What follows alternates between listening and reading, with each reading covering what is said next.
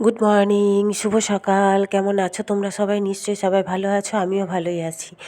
কি আওয়াজ হলো ওই জন্য বেরিয়ে এসে দেখলাম, এই দেখো এগুলো পড়ছে ওপর থেকে। এই যে সাদা পাঁচিরটা দেখছে, সাদা দেওয়ালটা, এটা হচ্ছে জ্যাঠতো জায়েদের মানে মেজো জেঠিমার শাশুড়ির। তো এরই ওপরে তিনতলায় একবারে কাজ হচ্ছে, মানে মেজো জেঠিমার শাশুড়ির যে মেজো ছেলে, সে থাকতো দিল্লিতে, সে এসছে এখন রিটায়ার করে, উনি এসে বাড়ি করছে তিনতলার ওপরে। তো সেই জন্য আওয়াজ হতেই নেমে এলাম আমি, মানে বেরিয়ে এলাম, এসে দেখলাম এই কারণেই। তো চলো, পশ্চিম মেদিনীপুর থেকে আমি বর্ণালী, আমার একটা ভিডিওতে তোমাদের সবাইকে স্বাগত জানাচ্ছি। তো আজকে হচ্ছে রবিবার, হ্যাপি সানডে। তো বেলা এখন প্রায় 8:30 বাজে। কী বলো তো, মেয়ে তো চলে যাবে আজকে হোস্টেলে, তো মেয়ের জন্য এই যে একটু আলু ভাজা, দু তিনটে ভেন্ডি ছিল, সেগুলো ভাজতে দিয়েছি। সবজি সেরকম নেই, বর্মশাই গেছে বাজারে আবার সবজি আনতে, গোল বাজার দূরে।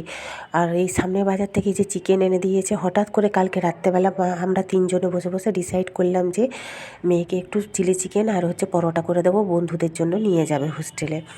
সবাই প্রায় মানে সব বন্ধুরাই নিয়ে আসে প্রতিবারে রবিবার গেলে বাড়িতে। তো আমার মেয়েকে আমি কিছু সেরকম দিতে পারি না, অনেক আগে লুচি তরকারি করে দিতাম, এখন আর অনেক সপ্তাহ করে দেওয়া হয়নি। তো ওই কারণে এটা অনেক পরে দেখছো ভিডিওটা, পরোটাগুলো করা হয়ে গেছে, 15 পিস পরোটা দিয়েছি, 10 জন খাবে ওরা। তো মেয়ে বলছিল কম দিতে, মেয়ের জন্য এই যে ভাত বেড়ে নিয়েছি। এখন অনেকটাই বেলা, 11টা বেজে গেছে, মেয়ে তো বেরিয়ে গেছে, 11টার লোকাল ধরবে। তো মেয়ে খেয়ে গেছে, আর এখানে একটু চিলি চিকেন আছে গতকালকের। আজকের চিলি চিকেনটা তোমাদের সাথে শেয়ার করা হলো না, অ্যাকচুয়ালি তাড়াহুড়ো করে সমস্ত করা, 10টা সাড়ে 10টার মধ্যে দিয়ে মেয়েকে খাইয়ে দিয়ে বের করে মানে বেরিয়ে গেল মেয়ে। তো ওই কারণেই কোনো কিছু সেরকমভাবে ভিডিও করা হয়নি। বর্মশাই যে এসে গেছে সবজি বাজার নিয়ে, অনেক কিছুই সবজি নিয়ে এসছে, পরে তোমাদের সাথে শেয়ার করব। সবই হয়েছে, কি বলো তো, আমার স্নান পুজোটা আজকে হয়নি। এখন করব স্নান পুজো, আর এই যে বিছানাটা ভালো করে গুছিয়ে ঝাড়বো, জামা কাপড়গুলো কিছু রোদে দেবার আছে, সেগুলো রোদে দেবো, এই হচ্ছে ব্যাপার। তো চলো, রান্নাঘরে হচ্ছে এখন কড়া পড়ে আছে, সেগুলো মাজবো। অনেক কাজ, কাজ করলেই কাজ, কাজের শেষ হয় না। আর কাজ না করলে তাহলে শুয়ে বসেই কাটানো হয়, কিন্তু সেটা তো আর হবে না। কেন বলো তো দেরি হয়? সকাল থেকে অনেক তাড়াতাড়ি উঠি, একটা কারণেই দেরি হয়, যেহেতু আমার এই একটাই রুম, এরই মধ্যে তো সব কিছু থাকে।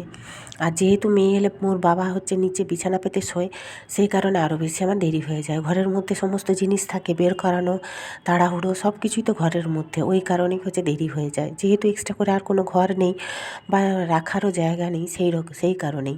তো চলো, এখন আমি যে স্নান করব, আগে কতগুলো কাজ সারবো, তারপর স্নান করব। কতগুলো কাচার জমেছে, আজকে আর কাচবো না, দেখা যাক কালকে না হলে পরশু কাচলেও চলবে, এগুলো এখনই লাগবে না।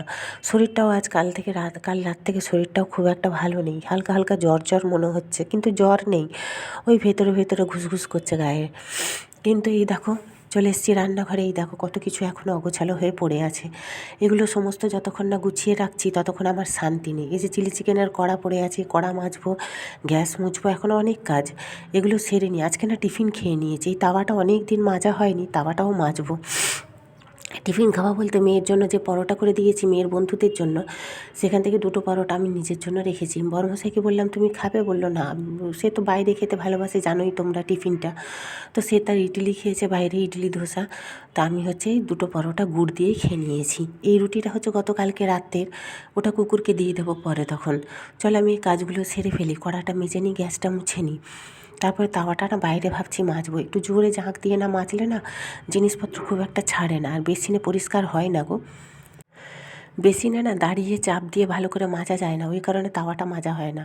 ইটের টুকরো নিয়ে এসেছি, নিয়ে এসে এই যে মাজছি তাওয়াটা, লোহার তাওয়া, মেজে ঘষে ঘষে না অর্ধেকের অর্ধেক হয়ে গেছে, যা ভারী ছিল তাওয়াটা তার 1 ভাগও এখন আর নেই। দেখা যাক কতটা কি ছাড়াতে পারি, কয়েকদিন মাজা হয়নি, তাওয়াটা ভালোই নোংরা হয়েছে। আর লোহার তাওয়া তো দেখবে প্রায় সময় না মাজলে না মোটা একটা স্তর পড়ে যায়। তো চলো এবার তাওয়াটা বেশ করে ঘষে ঘষে মেজে নিই, বাইরে হলে সুবিধা হয় জানো তো মাজতে, কিন্তু ওই যে কী বলো তো, নিয়ে আসতে হয় রান্নাঘর থেকে টেনে। তবে এখানে জল টল সবই এখন ব্যবস্থা হয়ে গেছে, আগে ছিল না, জলের খুব অসুবিধা ছিল, এখন তো আর সেটা নেই। তো ওই কারণে অসুবিধা সেরকম একটা হয় না। তো যাই হোক, দূরের কাছে যারা যেখান থেকে আমার এই ভিডিওটা দেখছো না কেন, যদি ভালো লেগে থাকে একটু লাইক কমেন্ট শেয়ার করো, তোমাদের একটা লাইক বা একটা কমেন্ট আমার ভীষণ দরকার। তোমরা একটা লাইকও করো না, একটা শেয়ারও করো না, বড় খারাপ লাগে জানো তো। তোমরা যে যেখান থেকেই দেখো না কেন সবার কাছে অনুরোধ রইল তোমরা একটু লাইক কমেন্ট করো।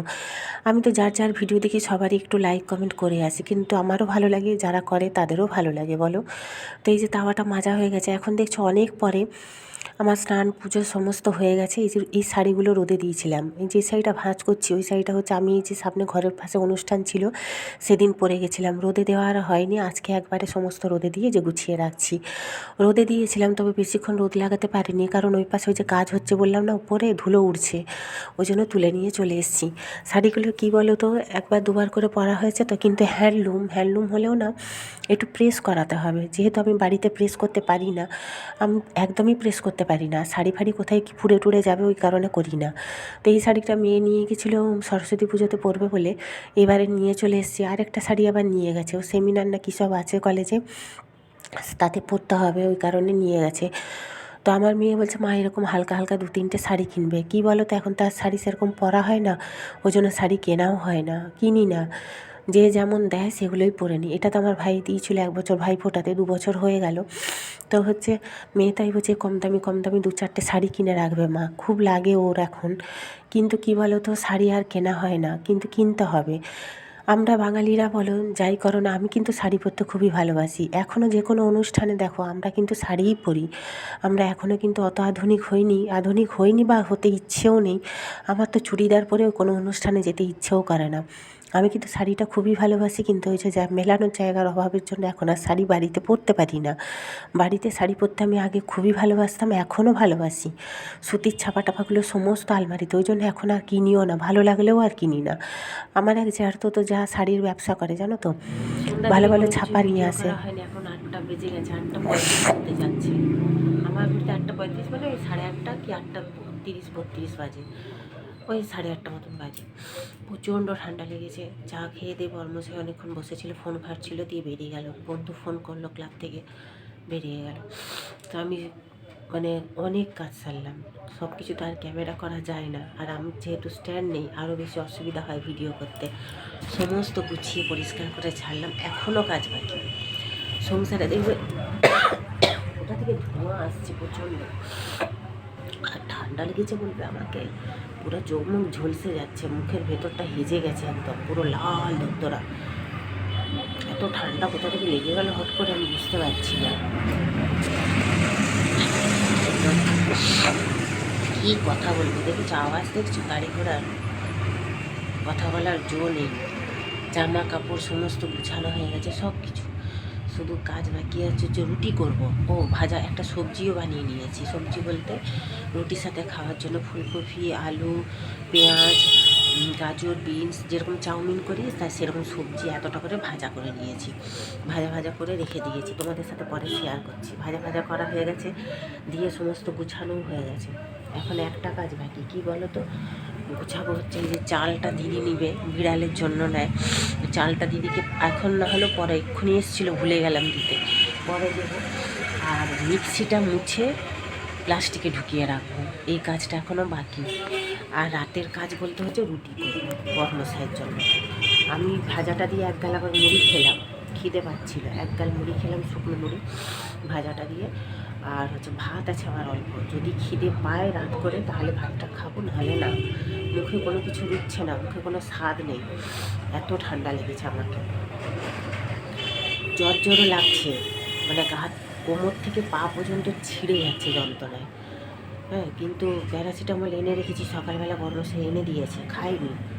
আমি ওষুধ চট করে খেতে পারি না, বিশেষ করে এলোপ্যাথি ওষুধ, খুব কষ্ট হয় এলোপ্যাথি ওষুধ খেতে আমার, ওই জন্য খাইনি। আছে, দেখি রাতটা যদি সেরকম এরকমই লাগে তাহলে রাত্রেবেলা ওষুধটা খেয়ে শুয়ে পড়বো। দুপুরবেলা খাওয়া হয়েছিলাম কিন্তু খাইনি, ইচ্ছে করেই খাইনি। তো চলো এখন মিক্সিটা মুছে নিই, রুটি করবো, এখনও দেরি আছে, এই সবে 8:30 বাজে, 9টা বাজলে রুটি করবো, 4টে রুটি করবো বর্মশাইয়ের জন্য। কাল আবার ডিউটি, কাল থেকে, আজকে 3টা ছুটি ছিল, মেয়ে তো চলে গেছে অনেকক্ষণ, 3:30টায় ফোন করলো মা পৌঁছে গেছে, আমি তখন শুয়ে আছি, ঠিক আছে। আজকে ট্রেনটা রাইট টাইম পৌঁছেছে লোকালটা, ওই জন্য 3:30টায় ঢুকে গেছে হোস্টেলে। তো যাই চলো, বেশি আর বক করবো না, অনেক কিছুই কাজ বাজ সেরা, মোটামুটি রাতের কাজ সারা হয়ে গেছে, শুধু রুটিটা আর ওই মিক্সিটা মুছে প্লাস্টিকে রাখতে পারলে ভালো হয়। মাথাটা চিরুনিও দেইনি, শরীরটা ভালো লাগছে না, বলছে না জ্বর জ্বর করছে, চোখগুলো ছলছল করছে, ভালো লাগছে না একদম। কিন্তু ভালো লাগছে না বললে হবে না, সংসারে করতে তো হবে ভালো। আর আমার না ওই কাজ ফেলে রেখে বসে থাকতে পারি না সবসময়। বসে থাকি না এমন নয়, কাজ ফেলে থেকে বসে থাকি, পরে করলেও হবে, এগুলো এখনই যে করতে হবে তার কোনো মানে নেই। তবুও গুছিয়ে নিয়ে একটা ঘর তো, তাও ঘরটা মুছবো আরেকবার লাতা দিয়ে। কী বলো তো, ঝাঁটালেও হয়, কি ঝাঁটানোর থেকে মুছে দিলে না নোংরাটা আমার মনে হয় বেশি পরিষ্কার হয়। যেহেতু রাস্তার ধারে ঘর, দুবার না 2-3 বার না মুছলে না মানে মন শান্তি হয় না আমার। এমনিতেই তো ধুলা নোংরা শেষ নেই। এই দেখো না কোথা দিয়ে ধোঁয়া ঢুকছে, দেখবে পুরো ধোঁয়া ধোঁয়া হয়ে গেছে। ওই দেখো বাইরেটা, বুঝতে পারছো কি না জানি না, পুরো ধোঁয়া ধোঁয়া হয়ে গেছে। ওই বস্তির ওপাশটা মানে ধোঁয়া দিয়েছে ওরা কেউ, কিংবা কিছু জ্বালিয়েছে, পুরো ধোঁয়া হয়ে গেছে ঘরটা। চলো বসে বসে ফোন ঘাঁটি, মাকে ফোন করলাম, মায়ের সাথে কথা হলো, বোনের সাথে কথা হলো, এখন একটু ফোনটা ঘাঁটি, তারপরে হচ্ছে ওই কাজগুলো করবো, ঘরটা মুছবো সবার আগে। এই দেখো গোলাপগুলো যেন কালকের থেকে আজকে একটু বেশি বড় হয়ে গেছে, দেখেছো কত ছোট ছোট নিয়ে এসেছিলাম, বেশ বড় বড় লাগছে। তোমরা বুঝতে পারছো কি না জানি না, একটু বড় হয়ে গেছে গোলাপগুলো, কিন্তু কি ভালো লাগছে। এই কালারটা আমার ভীষণ ভালো লাগে, সেই গোলাপি কালারটা খুব একটা পছন্দ হয় না, তবে গোলাপ আমি খুব একটা ভালোবাসি না, আমি ভালোবাসি রজনীগন্ধা। তোমরা কে কী ভালোবাসো জানিও কিন্তু। তো চলো বিছানার চাদরটা পাল্টে নিয়েছি, 9:30 বাজতে যায়, পতিদেব এসে যাবে এক্ষুনি, আমি রুটিটা করে নিই বর্মশাইয়ের। আমার তো এক গাল ভাত আছে, যদি ইচ্ছে করে তো খাবো, না হলে ওই যে মুড়ি খেয়েছি, আর ইচ্ছে না করলে খাবো না। তো বর্মশাইয়ের জন্য রুটি করব 3টে কি 4টে, যা খায় খাবে। চলো ভাজাটা কি করে রেখেছি সেটাও তোমাদের সাথে শেয়ার করব।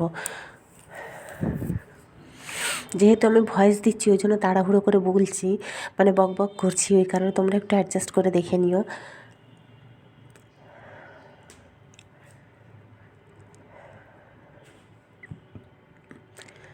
এই দেখো তেলটা ঝারিয়ে রেখেছি, কত তেল বেরিয়েছে দেখেছো। এই দেখো ফুলকপি, আলু, গাজর, বিনস, পেঁয়াজ দিয়েছি জানো তো, সব দিয়ে একটু ভাজা ভাজা করে রেখেছি। এটা খেতে আমার বড়মশাই কিন্তু ভালোবাসে, ওই কারণেই করা। কত তেল বেরিয়েছে দেখেছো। তো চলো এখন গ্যাসটা পুরো মুছে নিই ভালো করে, যেহেতু পেঁয়াজ দিয়েছি। এখানে দেখো চা পড়েছে, ছোটো বাটিতে চা করতে গেছি, চা পড়েছে। তো গ্যাসটা এখন মুছে নিই ভালো করে, দিয়ে রুটি করবো। রুটি তো আর দেখানোর কিছু নেই। তো আজকের ভিডিওটা এই পর্যন্তই, কেমন লাগলো তোমরা জানিও, আর যদি ভালো লেগে থাকে একটু লাইক কমেন্ট করো। তো আজকে তো সবাই ভালো থেকো, সুস্থ থেকো, টাটা, গুড নাইট সবাইকে। কালকে দেখা হবে আবার একটা নতুন ভিডিওর সাথে। তো টাটা সবাইকে।